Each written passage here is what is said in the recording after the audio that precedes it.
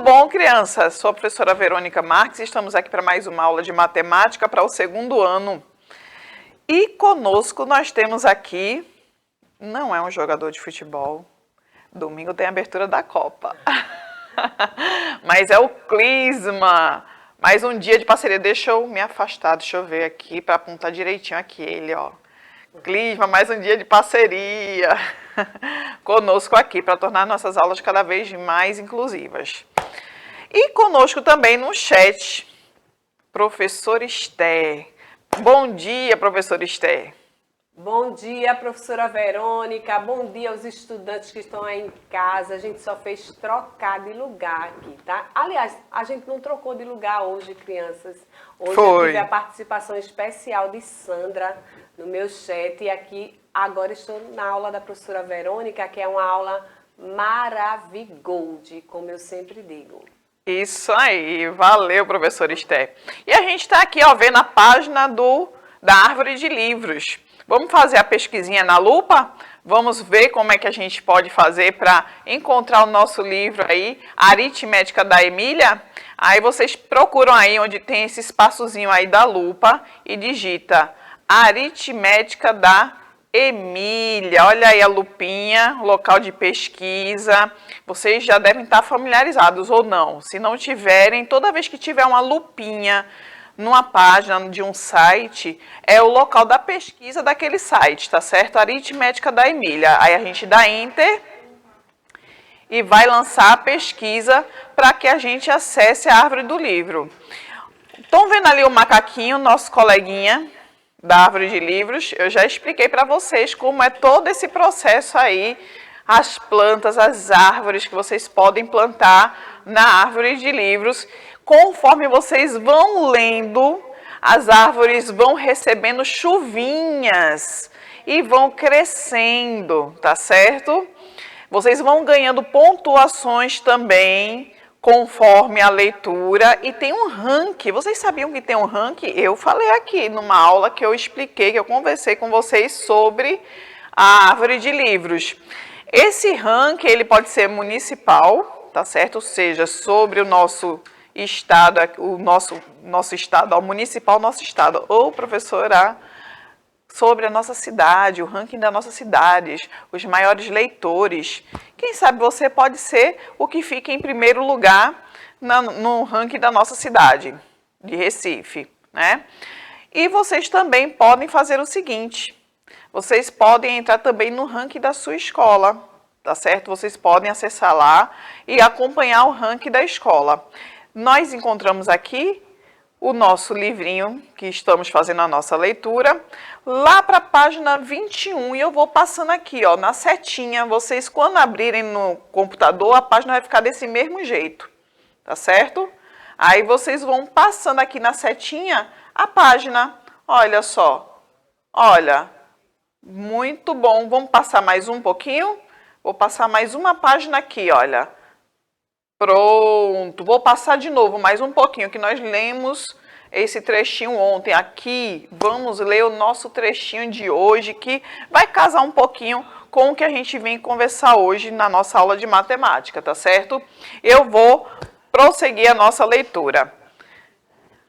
A seguir, o 31, o 32, o 33, o 34, etc. Até o 39. Depois começa a casa do 40, do 50, do 60, 70, 80, 90.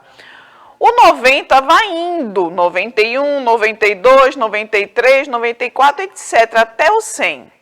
Isso eu já sabia antes de nascer, disse Narizinho. Depois do 100... vem o 101, 102, o 103 e etc. Adiante. Bom, disse o Visconde, nesse caso vou explicar outra coisa. Vou explicar que 10 unidades formam uma dezena. Ó, presta atenção aí, criança, a gente já estudou isso daí. 10 dezenas formam uma centena. 10 centenas formam uma milhar. 10 milhares formam uma dezena de milhar. 10 dezenas de milhar formam uma centena de milhar. 10 centenas de milhar formam 1 milhão.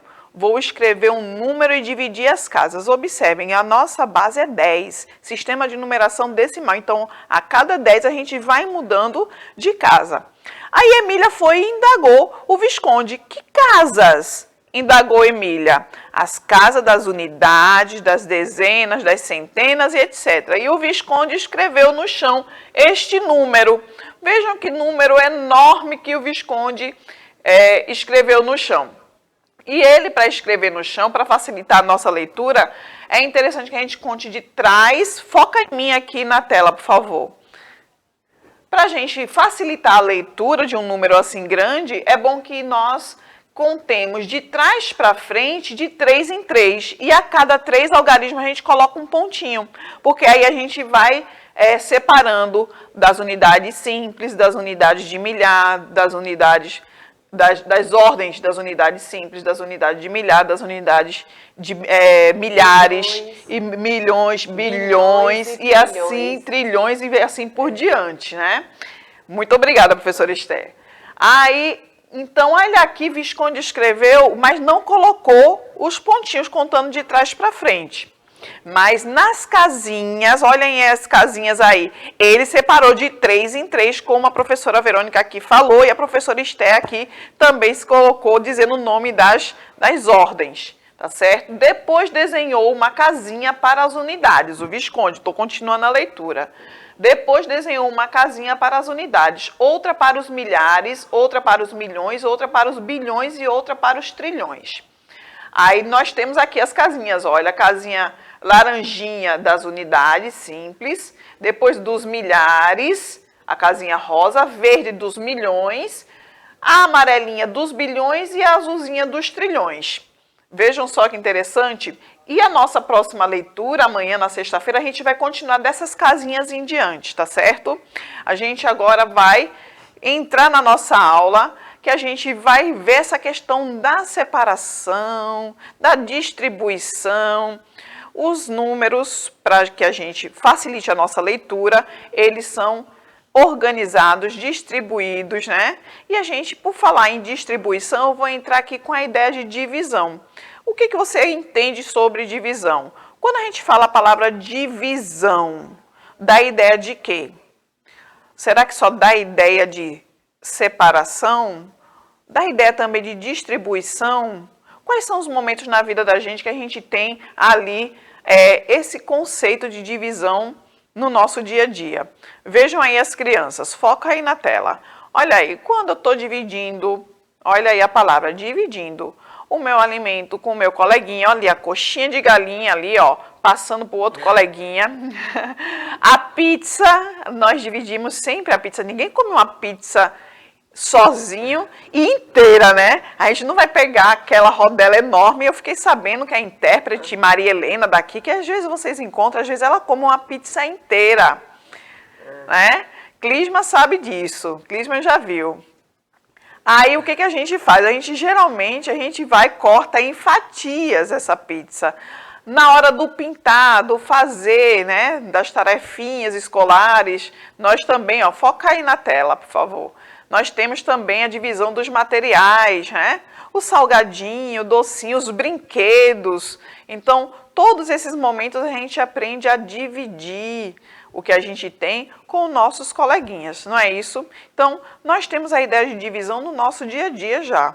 Agora, a gente precisa sistematizar melhor essa ideia de divisão, percebendo aí esses sinais da divisão que nós temos e apresentamos sempre nas escolas, né, nas salas de aulas, para vocês, alunos, se familiarizarem. Então, nós temos aí, olha, a chave.